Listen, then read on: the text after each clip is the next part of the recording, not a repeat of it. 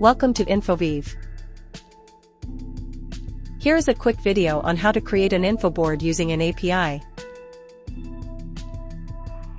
To start, go to Insights menu and click Create Infoboard.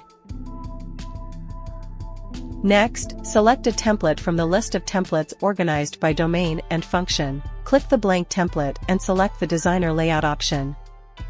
Select Use API as your source and assign a name to your source. Select the Get Request type and enter the source URL and define headers or apply filters if required.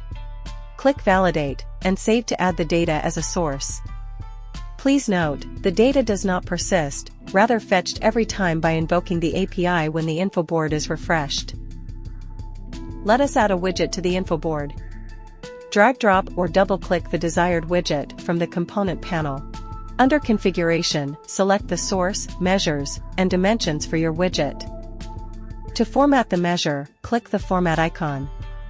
You can rename the measure, add a suffix or prefix, select the format, set the precision, and choose the aggregation type, sum, average, count, distinct count, as required.